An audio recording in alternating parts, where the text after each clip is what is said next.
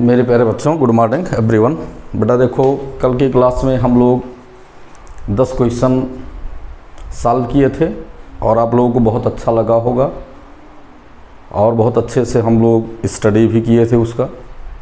वैसे ही question number 11 से आज फिर फर्दर हम लोग स्टार्ट करते हैं और देखिएगा, इसमें बहुत ही अच्छा आपको लगेगा। केवल आप लोग जैसे कल साथ दे रहे थे वैसे आज भी आप साथ देते रहिए। हम लोग लाइव पर केयर ना करते हुए हम लोग कंटिन्यू आगे बढ़ते रहेंगे और अगले 10 क्वेश्चन पर बेटा डिस्कशन करते हैं, ठीक है ना। कहीं कोई दिक्कत होगी तो आप कमेंट के थ्रू या जो हमने व्हाट्सएप नंबर बताया था 94 540 98 390 उस पर आप पूछ सकते हो। चलो क्वेश्चन नंबर 11 को देखते बेटा। केवल आप लोग लगे रहिए, कुछ है नहीं, आप समझ लीजिए कि रेगुलर आप पढ़ते रहिए, सब कुछ अपडेट होता रहेगा। तो रेगुलर, केवल रेगुलरिटी अपडेट रखिए बस। देखिएगा क्वेश्चन नंबर 11 है बेटा। Which among the following alkaline earth metal form the covalent compound. कह रहा है क्वेश्चन नंबर 11 है। हम लोग बेटा क्वेश्चन नंबर 11 10 तक हम लोग सॉल्व किए थे। क्वेश्चन नंबर 11 बेटा क्या है, कह रहा है which among the following alkaline earth metal form the covalent compound. कुछ एल्कलाइन अर्थ मेटल्स को दिया है, इसमें कह रहा है कि कौन सा कोवैलेंट कंपाउंड फॉर्म करेगा।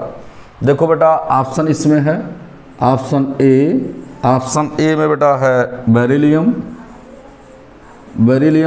ऑप्शन बी में प्यारे बच्चों क्या है, कैल्शियम। ऑप्शन सी में क्या है, ऑप्शन सी में है स्ट्रांसियम। और ऑप्शन डी में प्यारे बच्चों क्या है, बेरियम। इन सब में से कह रहा है कि कौन सा, all of these elements are known as alkaline earth metal. ये जितने भी हैं इन सबको एल्कलाइन अर्थ मेटल बोलते हैं बेटा, एल्कलाइन अर्थ मेटल। इन सबको प्यारे बच्चों क्या बोलते हैं, alkaline earth metal. Alkaline earth metal क्या होते हैं, पीरियाडिक टेबल में वो सभी मेटल्स जो सेकंड ए ग्रुप में हैं वो सब एल्कलाइन अर्थ मेटल्स होते हैं। अब हमें देखना क्या है कि बेटा ये हम सेकंड ए में ये बेटा हम टॉप टू बॉटम मीन्स ऊपर से नीचे अरेंज ही कर दिया है सभी एलिमेंट को। तो हमें ये देखना चाहिए बेटा कि अगर हम कोवैलेंसी की बात करते हैं और कैटायन के कोवैलेंसी की बात करते हैं तो देखना है कि the covalency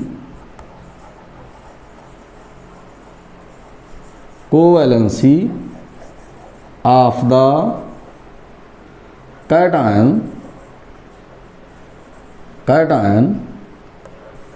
are decreased from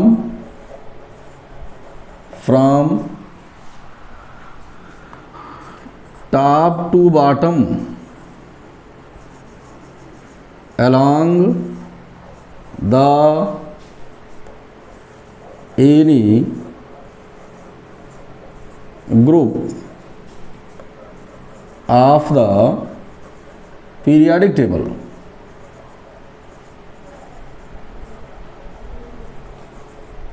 देखिए हमें आंसर मिल गया बेटा। जब भी हम मेटल पर डिस्कशन करते हैं तो जैसे हम टॉप टू बॉटम जाते हैं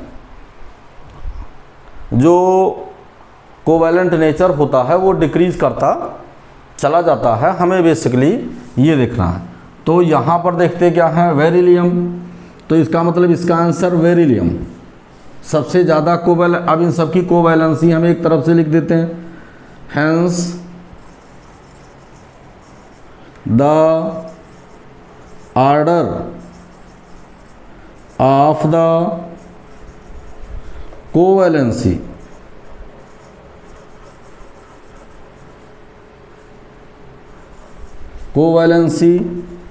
of alkaline earth metal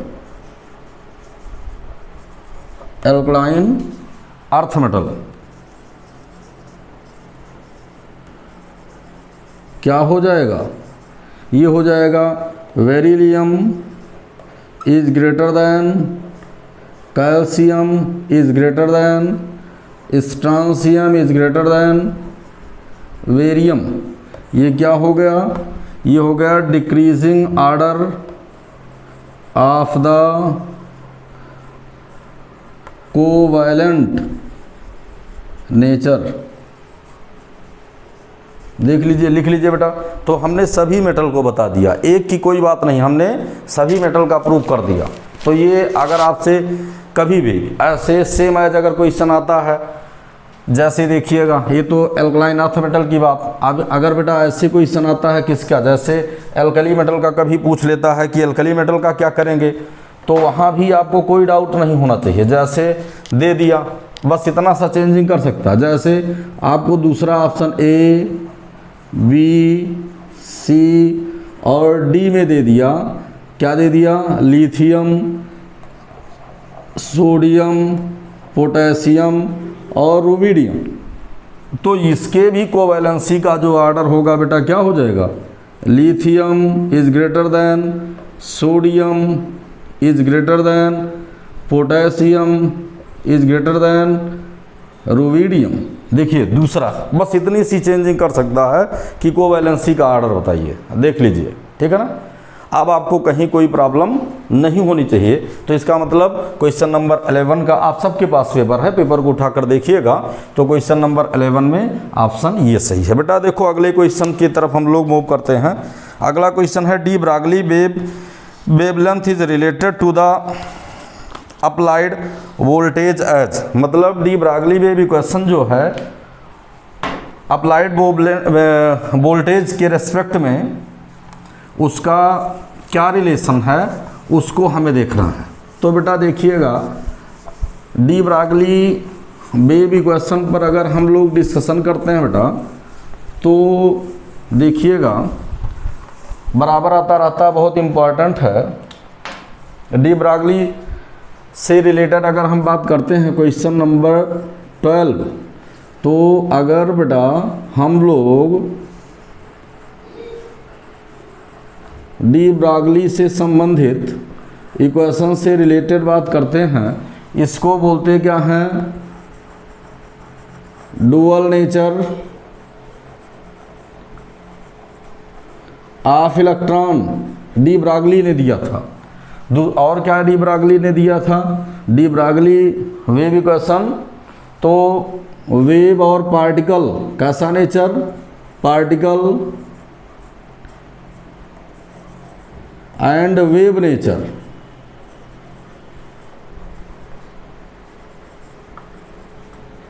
nature of the microscopic particle,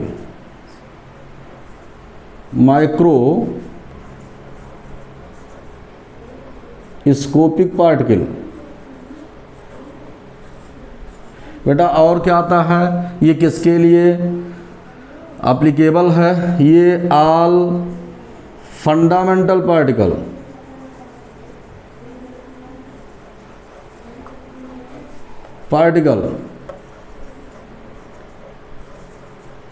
और किसके लिए ये है, एटम के लिए, और किसके लिए, मॉलिक्यूल के लिए। इन सब के लिए ये एप्लीकेबल है। तो पहला question de Broglie wave equation, और de Broglie wave equation dual nature of electron के नाम से जाना जाता है। ये माइक्रोस्कोपिक पार्टिकल का जो है वेव और पार्टिकल नेचर दोनों प्रूव करता है। और किसके लिए, ऑल फंडामेंटल पार्टिकल, एटम और मॉलिक्यूल के लिए। इसमें क्या पूछता है कि वोल्टेज के रेस्पेक्ट में इसका जो है कौन सा रिलेशन सही है। तो देखो बेटा सारे ऑप्शन को लिखते हैं, फिर हम लोग सही आंसर को लिखते हैं। देखिएगा आगे बढ़ते हैं इसमें। तो एक तो रिलेशन हम लोग पढ़ते क्या हैं, lambda equal to H upon m v पढ़ते हैं। एच क्या है बेटा, एच प्लांक कांस्टेंट, यम क्या है, mass of the microscopic particle. V क्या है, velocity of the microscopic particle. लेकिन रिलेशन क्या है बेटा, देखो अब सभी ऑप्शन को देख लो। ऑप्शन नंबर ए में क्या छपा है, ये lambda equal to 12.3 upon root h angstrom. V क्या है बेटा, वी क्या छपा है, वी है lambda equal to 12.3 upon root v angstrom. अगला क्या है, lambda equal to, option C क्या है, लेमडा इक्वल टू ये है 12.3 अपॉन रूट ई। अगला क्या है बेटा, lambda equal to, D option क्या है, lambda equal to 12.3 upon root m angstrom. ये सब है। तो आपका ये तो प्रॉब्लम सॉल्विंग में आपको ऑलरेडी जानना चाहिए यही ऑप्शन, ये आपको ऑलरेडी लर्न करना है, इसको लर्न, इसका हम एक्सप्लेनेशन नहीं बता रहे हैं अभी। ये तो डी ब्रागली का एक वे भी क्वेश्चन ये हो गया, लैम्डा की वैल्यू, और एक लैम्डा की वैल्यू ये हो गई। ठीक है, आगे देखते हैं अगला क्वेश्चन बेटा। नेक्स्ट क्वेश्चन क्या है, नेक्स्ट क्वेश्चन पर अगर हम लोग बात करते हैं, क्वेश्चन नंबर 13 देखिएगा।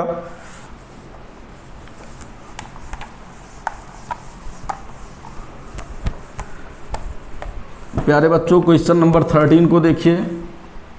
एक अगर आप 6 पेपर सॉल्व कर लेते हो, 18 पेपर सॉल्व कर लेते हो तो 100 के 100 क्वेश्चन आपको मिलेंगे, बता दे रहे हैं। ना कर पाओ वो आपकी प्रॉब्लम है। अगर आप रेगुलरली वीडियो को सीन नहीं करते हैं, सारी चीज़ों को नहीं देखते हो, तो फिर आपके लिए प्रॉब्लम बेटा। सारे वीडियो को देखिए और कहीं कोई दिक्कत नहीं। बहुत सारे बच्चे जो क्लास नहीं अटेंड कर पाए, बहुत सारी प्रॉब्लम्स हुई, उन सबके लिए भी बहुत बेनिफिशियल है कि कम से कम 4-4, 5-5 राउंड आप वीडियो को देख लीजिए, एक कॉपी पेन लीजिए, उस पर जो है पढ़ते चले जाइए और लिखते चले जाइए। ठीक है ना, आगे देखिएगा। अब हम देखते हैं क्वेश्चन नंबर 13।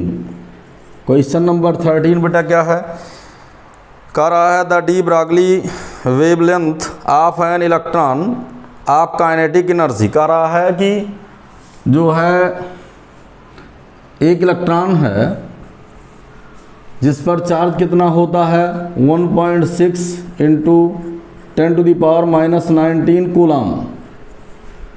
इसका मास कितना होता है, 9.1 इंटू 10⁻31 kg। और कह रहा है इसका क्या है, काइनेटिक एनर्जी की जो वैल्यू क्या है, काइनेटिक एनर्जी की जो वैल्यू है वो है 500 इलेक्ट्रॉन वोल्ट, 500 इलेक्ट्रॉन वोल्ट। ये काइनेटिक एनर्जी की वैल्यू है। मीन्स क्या है, अब इसको क्या लिख सकते हैं, 500 इंटू 1.6 इंटू 10⁻⁻19 कूलम, ये हो गया। अब इसमें कह रहा है कि वेवलेंथ को बताइए, आपकी वेवलेंथ की वैल्यू क्या होती है। बेटा एक रिलेशन और डी ब्रागली का आपको हम बता दे रहे हैं, इसी पर लगेगा lambda equal to H upon root 2m into E. देखिए सारे टर्म्स आपको मिल रहे हैं। देखिए यहाँ पर क्या है, यहाँ पर आपको इलेक्ट्रॉन तो काइनेटिक एनर्जी की वैल्यू है, तो ये देखिए ये वैल्यू कैसे रखोगे, लैम्डा इक्वल टू ये हो जाएगा प्लांक कांस्टेंट की वैल्यू जो होती है 6.62 इंटू 10⁻34, ये हो जाएगा और उसके बाद फिर हम देखते हैं बेटा आगे क्या देखते हैं, अपान रूट की वैल्यू क्या हो गई, ये हो गया रूट, और 2 मास की वैल्यू क्या हो गई 9.1 इंटू 10⁻31, और फिर क्या हो गया इंटू 500 इंटू 1.6 इंटू 10⁻16, ये हो गया।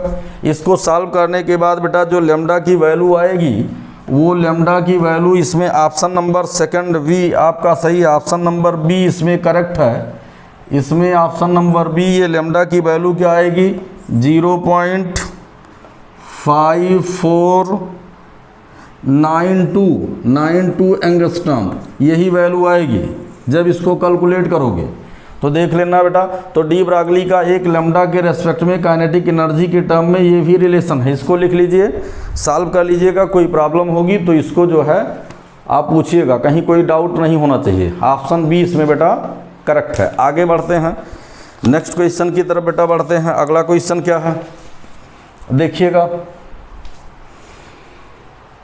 लाइक शेयर कमेंट सब्सक्राइब ये बढ़ाते रहो बेटा। अगर आपको रेगुलर क्लास को पढ़ना है तो थोड़ा सा इधर भी केयर करो, हम उधर केयर कर रहे हैं, आप इधर केयर कीजिए।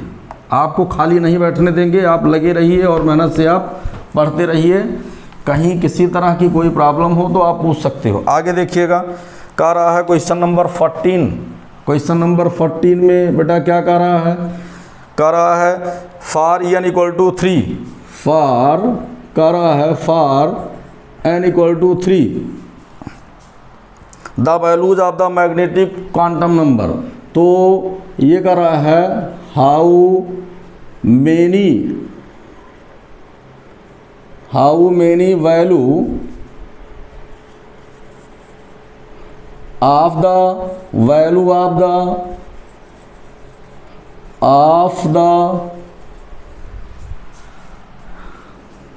मैग्नेटिक क्वांटम नंबर यम की वैल्यू कह रहा है कितना होगा। तो देखिए अगर n इक्वल टू 3 है तो अभी हम डायरेक्ट भी बता देते हैं, n इक्वल टू 3 है तो m इक्वल टू एक फार्मूला होता है, m इक्वल टू होता है n स्क्वायर। तो ये क्या हो जाएगा 3 त्रिका 9, तो m इक्वल टू क्या हो जाएगा 3 का स्क्वायर। तो ये हो गया क्या m इक्वल टू हो गया बेटा 9 वैल्यू आ गई। एक तो ऐसे हम जानते हैं, कहीं कोई डाउट नहीं है। अच्छा n इक्वल टू 3 के लिए वैल्यू क्या हो सकती है, वो बेटा 3s भी हो सकता है, ये 3p भी हो सकता है और ये 3d हो सकता है। पूरी केमिस्ट्री में यही हो सकता है। अब यल का मान देख लो बेटा, यल की वैल्यू इसके लिए कितना हो गई 0, इसके लिए हो गई 1 और इसके लिए हो गई 2। अब यहीं पर बेटा यम का मान देख लो, उसको वेरिफिकेशन के लिए बता दे रहे हैं। इसको अगर आप वेरीफाई करना चाहते हो तो इसके लिए वैल्यू ये क्या हो गई, यम की वैल्यू 0, एक वैल्यू ये हो गई, और इसके लिए वैल्यू 3p के लिए कितनी आई, ये आ गई 1 वैल्यू है तो +1 0 -1 3 वैल्यू ये आ गई, और इसके लिए +2 +1 और 0 -1 -2 देखिए 5 वैल्यू। तो कितनी वैल्यू आई, एक वैल्यू ये आ गई, 3 वैल्यू ये आ गई और 5 वैल्यू ये आ गई। सबको जोड़ लो तो ये हो गया 5 3 8 1 9। How many number of the value of M. देखिए दोनों तरह से आपको क्वेश्चन सॉल्व करना, चाहे जैसे सॉल्व करना है, आपको क्वेश्चन को छोड़ कर नहीं आना है। अगर छोड़ कर आते हो तो बहुत बड़ी प्रॉब्लम है, ठीक है ना। आप सारी चीज़ों को अपग्रेड रखिए और क्वेश्चन को छोड़ कर ना आइए। तो ये एक डायरेक्ट फार्मूला आपको मालूम होना चाहिए। अच्छा एक क्वेश्चन और आप देखते हो कि जैसे जो यम इक्वल टू एक फार्मूला और होता है, यम इक्वल टू होता है 2l+1 भी होता है।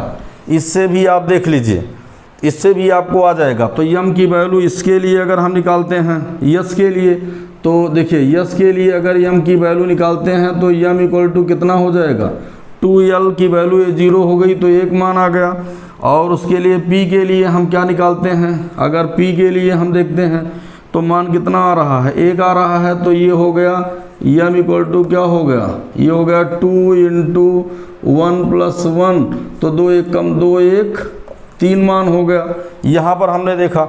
और ऐसे ही बेटा हम किसके लिए देखें बाद में, और देखो इसके लिए देखें डी के लिए, तो 3d के लिए क्या हो गया, 3d के लिए हो गया अगर हम बात करते हैं डी के लिए, तो डी के लिए हो गया 2l+1, तो m इक्वल टू 2l, 2 और l की वैल्यू कितनी है 2 + 1, तो 2 दूनी 4 1 5, तो 5 3 8 1 9 वैल्यू आ गई। चाहे जैसे आप, तो इससे भी आप निकाल सकते हो। देखो आपको हमने 3 तरीका बताया, एक आपको डायरेक्ट चाहे n स्क्वायर कर दो बेटा, एक डायरेक्ट फार्मूला हमने बताया, देख लीजिए हमने 3 मेथड बताया इसको। पहला मेथड आपको सही करके आना है चाहे जैसे, पहला मेथड आपका ये हो गया, दूसरा मेथड आप ऐसे अलग अलग करके भी निकाल सकते हो, और तीसरा मेथड बेटा आप ये कर सकते हो। तीनों में से चाहे जो मेथड आप अप्लाई कीजिए, ठीक है ना। उसके बाद फिर हम देखते हैं कि अगर यस की वैल्यू, यस और जो है स्पिन क्वांटम नंबर में क्या रिलेशन है इसके, तो यहाँ पर हम देखते हैं या how many number of electron, तो टोटल नंबर ऑफ इलेक्ट्रॉन की बात हम करते हैं, total number of the electron की बात करते हैं, तो ये होता है बेटा 2n²। ये भी आपको ध्यान रखना, कहीं भी ये भी आपसे पूछा जा सकता है। अच्छा, ये क्वेश्चन बहुत आता है जो है प्रिंसिपल क्वांटम नंबर है, जीमुथल क्वांटम नंबर, इसको लिख लीजिए, फिर हम इसको मिटाकर और थोड़ा सा क्वांटम नंबर से कुछ और बातें आपको बता देते हैं जो बराबर पेपर में आता है। देखिएगा बेटा, क्वांटम नंबर से और क्वेश्चन जो आते हैं यहाँ पर इसी से रिलेटेड, इसका मतलब ये 9 वैल्यू, इसके सभी ऑप्शन गलत हैं, इसको ऑप्शन को आप लोग सही कर लीजिएगा। इसमें 9 वैल्यू का ऑप्शन कोई नहीं दिया है बेटा, तो क्वेश्चन नंबर 14 को आप लोग करेक्ट कर लीजिएगा आंसर पेपर देखकर। अब देखिएगा, एक क्वेश्चन बहुत आता है इसीलिए हम बता दे रहे हैं, जैसे n, l, m और s, ये इसको क्या बोलते हैं, इसको बोलते हैं साइज, ध्यान दीजिएगा, साइज, इसको बोलते हैं शेप, और इसको प्यारे बच्चों क्या बोलते हैं, ओरिएंटेशन, और इसको प्यारे बच्चों क्या बोलते हैं, स्पिन, इसको स्पिन बोलते हैं, इस नाम, साइज, शेप, ओरिएंटेशन, ये भी आता है कि कौन किसको। उसके बाद बेटा इसको क्या बोलते हैं, ये इसको अगर हम बोलते हैं जो है प्रिंसिपल क्वांटम नंबर को, तो इसको हम मेन एनर्जी लेवल बोलते हैं। मेन एनर्जी लेवल ये होता है, मेन एनर्जी लेवल,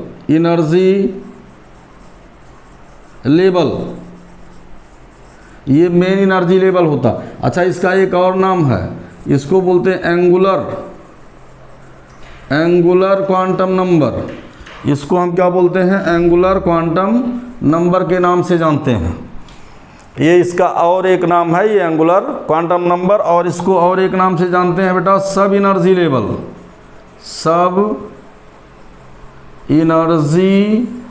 लेवल। ये सारी चीज़ों को आप देखते रहिए, ठीक है। आप देखिए क्वेश्चन नंबर 15 पर हम आते हैं। क्वेश्चन नंबर 15 क्या है बेटा, ध्यान दीजिएगा, बहुत आसान सा क्वेश्चन है, आप 100 में 100 कर सकते हो, बहुत आसान से क्वेश्चन है। देखिएगा 100 से एक भी क्वेश्चन आपका मिस नहीं होना चाहिए।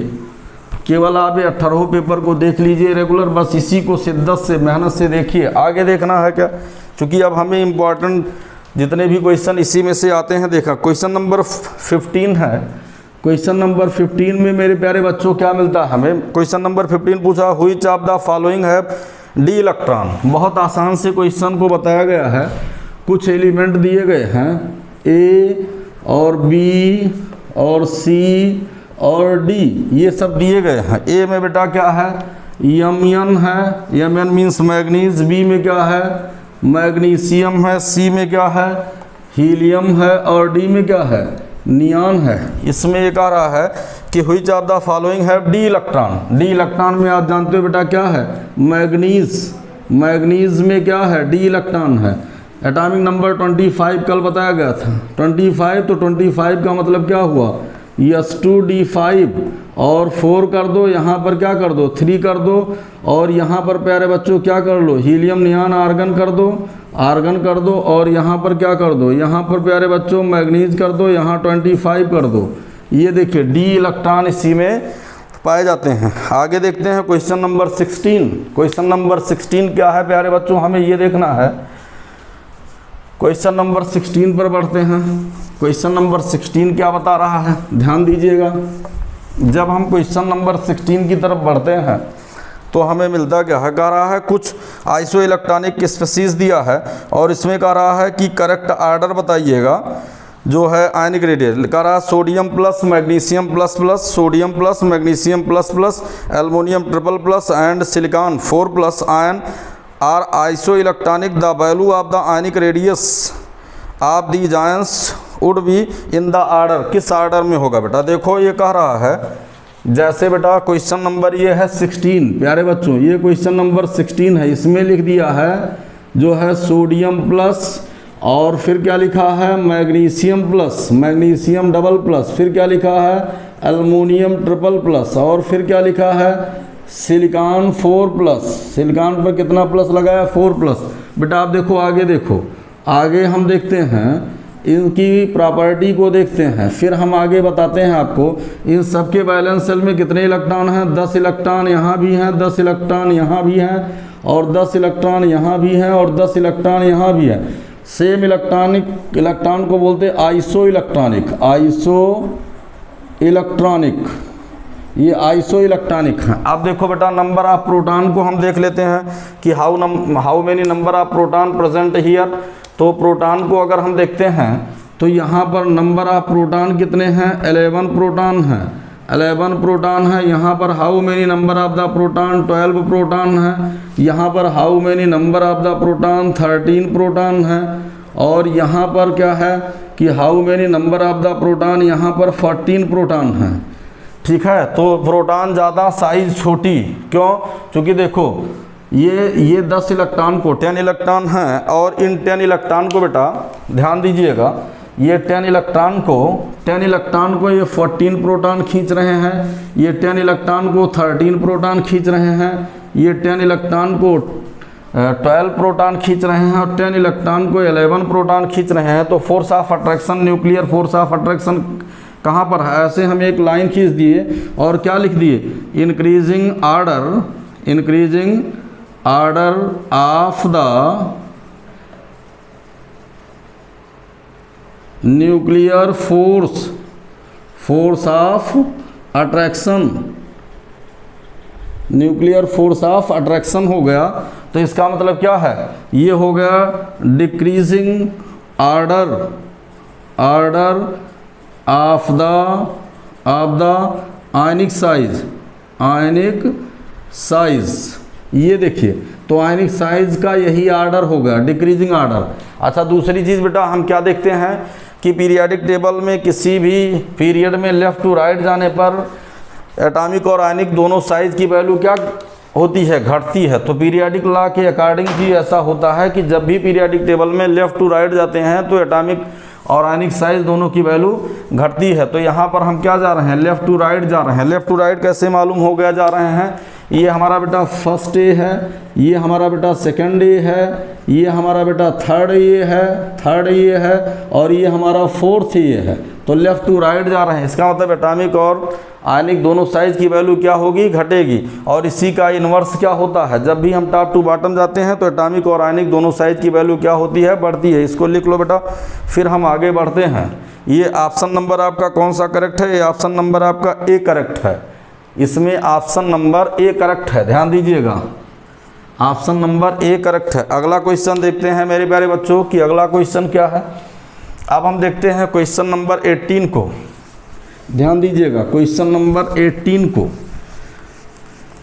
17, क्वेश्चन नंबर 17 की तरफ हम लोग बढ़ते हैं। तो क्वेश्चन नंबर 17 में हमें क्या मिलता है, देखिएगा क्वेश्चन नंबर 17 की तरफ हम आगे मूव कर रहे हैं।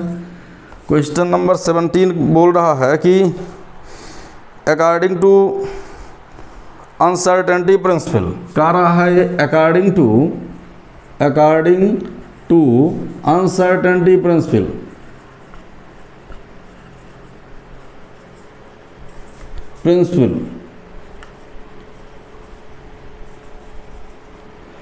इसमें क्या है, आप देखिए ये वैल्यू हाइजेनबर्ग अनसर्टेनिटी प्रिंसिपल की बात कर रहा है, हाइजेनबर्ग का अनिश्चितता सिद्धांत। तो हाइजेनबर्ग ने क्या कहा था, उन्होंने कहा था कि किसी मूविंग पार्टिकल के लिए, किसी माइक्रोस्कोपिक मूविंग पार्टिकल के मोमेंटम में और पोजीशन में, दोनों में जो चेंजिंग होती है, दोनों के चेंजिंग का यथार्थ निर्धारण संभव नहीं है। Simultaneously determination not possible according to Heisenberg uncertainty principle for any microscopic moving particle, the determination of the changing in position and the determination of the changing in momentum are impossible, ये कभी possible. और इसी से related इन्होंने एक mathematical expression दिया था। तो देखिए हम कई मैथमेटिकल एक्सप्रेशन आपको बता दे रहे हैं, इसी में से कोई एक आएगा, इतना तो कहीं आपको मिलेगा नहीं। ये एक एक्सप्रेशन बेटा क्या है, delta x into delta P, ये है greater or equivalent to H upon 4 pi, ये होता है। ये एक एक्सप्रेशन ये है बेटा, इसी को हम क्या, delta P equal to M into delta V होता है। इसको हम क्या लिख सकते हैं, delta x into M into delta V is greater or equivalent to H upon 4 pi. देखिए दूसरी तरह से रिप्रेजेंट कर दिया इसी को, डेल्टा पी इक्वल टू होता है एम इंटू डेल्टा वी, इसी को बेटा हम दूसरी तरह से रिप्रेजेंट कर सकते हैं, डेल्टा एक्स, बीएससी प्रीवियस में हो इसलिए सारी बातों को बता दे रहे हैं, delta b equal to H upon 4 pi m, ऐसा भी दे देगा, आपको कंफ्यूज नहीं करना है। फिर बेटा और एक रिलेशन इसमें होता है, ये होता है delta x into delta p greater or equivalent to ये होता है h cut upon 2 pi, h cut upon 2 होता है, ये भी आपको ध्यान रखना, एच कट अपान 2 होता है। ठीक है, इतने रिलेशन को आप देख लीजिए। अच्छा एक्स वाई जेड के रेस्पेक्ट में भी बेटा होता है। अच्छा ये भी आपको हम वैल्यू बता रहे हैं कि एच कट की वैल्यू क्या होती है, एच अपान 2 पाई, उसी को हमें रिप्रेजेंट कर देना है। अच्छा कभी आपसे ऐसा भी पूछ सकता है, वो पूछ सकता है बेटा delta x into delta P X, delta P X approximately equal to H upon 2 pi, ऐसे ये भी करेक्ट है।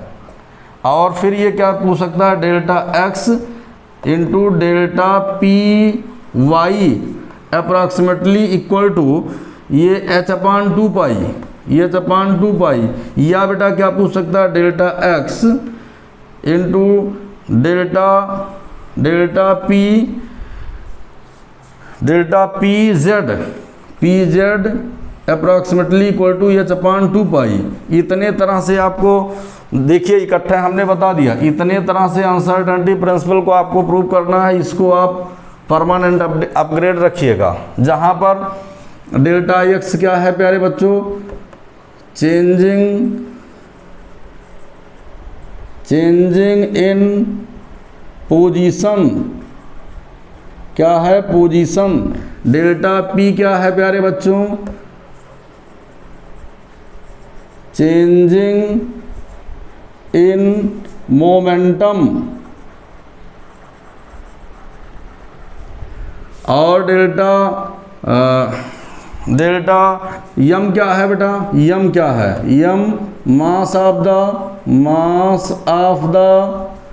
The microscopic particle. और बेटा क्या है, ये डेल्टा वी क्या है, डेल्टा वी मूविंग पार्टिकल आप बता रहे थे, तो चेंजिंग इन वेलोसिटी। ये बेटा इतनी चीज़ों को आपको प्रूव करना है।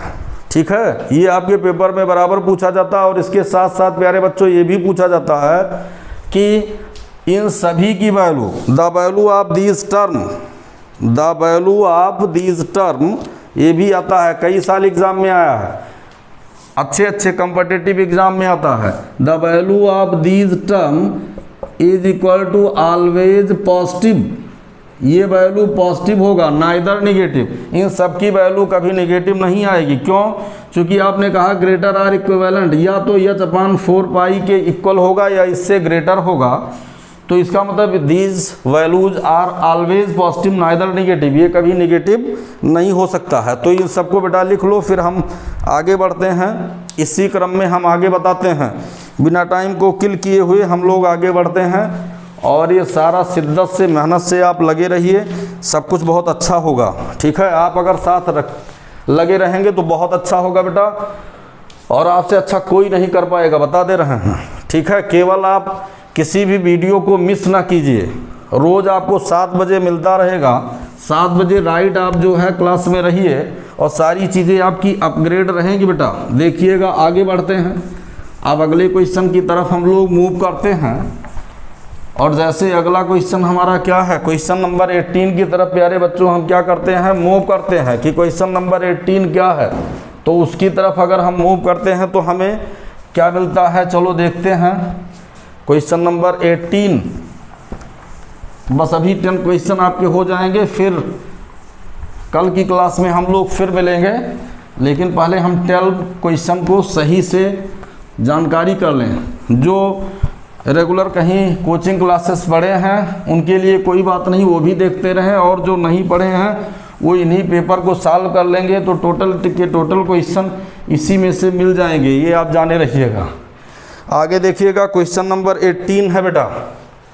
क्वेश्चन नंबर 18 क्या बोल रहा है, क्वेश्चन नंबर 18 बोल रहा है कि व्हिच ऑफ दीज एलिमेंट है zero electron affinity.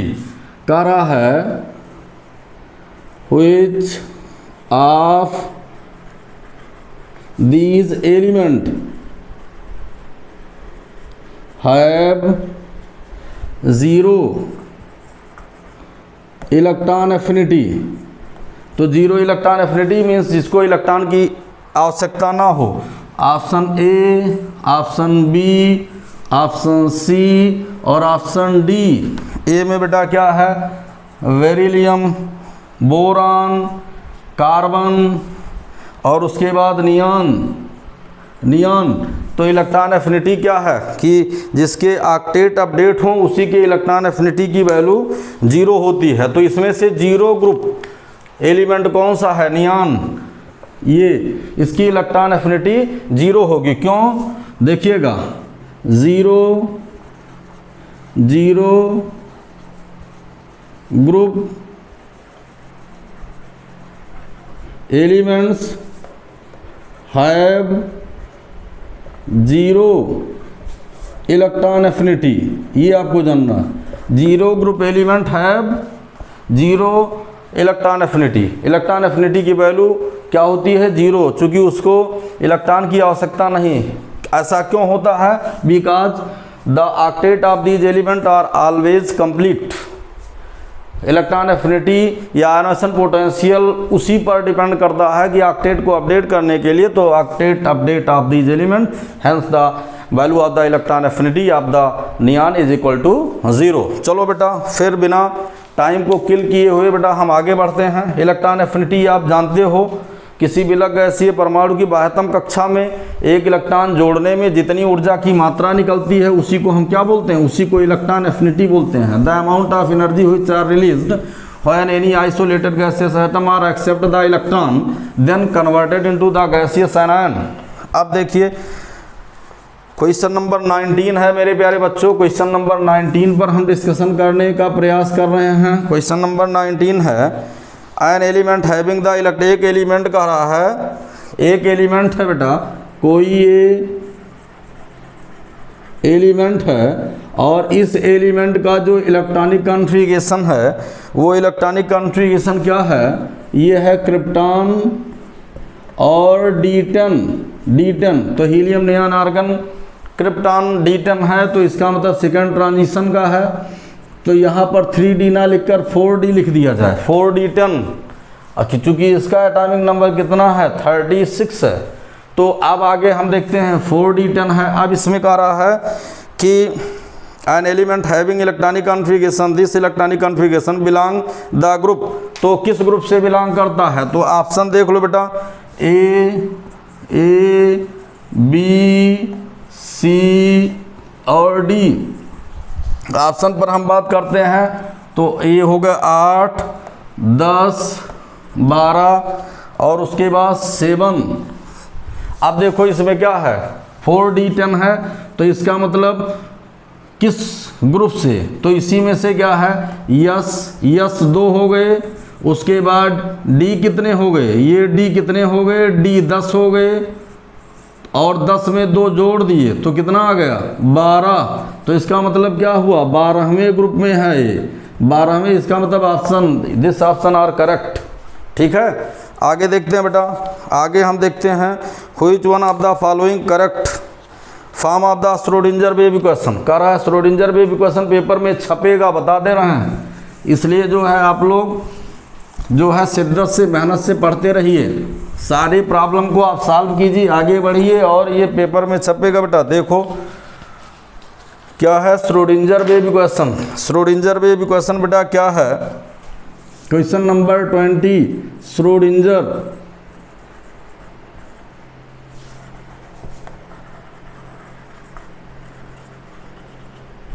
Schrödinger wave equation क्या है प्यारे बच्चों। श्रोडिंजर वेव इक्वेशन ये है, देखिएगा पहले हम श्रोडिंजर वेव इक्वेशन सभी लिख देते हैं। एक होता है del square psi upon del x square, del square psi upon del Y square, del square psi upon del Z square plus 8 pi square Yama E minus V psi upon H square equal to 0। It is known as Schrodinger wave equation. Schrodinger wave equation का एक form ये है, second form Schrodinger wave equation, इसी को rearrange कर दो बेटा। आपको देखने के सिस्टम को बता रहे हैं कि किस तरह से आप देखकर क्वेश्चन के आंसर को कवर कर ले जाइए, ये आपका काम है। ठीक है, आपको कितना आता है उससे नहीं मतलब, आप कितना सही करते हो उससे बहुत मतलब। इसको रीअरेंज कर दो तो ये हो गया del square upon del x square, del square upon del Y square, del square upon del Z square, और यहाँ पर क्या हो गया, यहाँ पर हो गया psi plus 8 pi square, 8 pi square M, और फिर हो गया E minus V psi upon H square equal to 0। देखिए उसी को रीअरेंज कर दिया गया बेटा।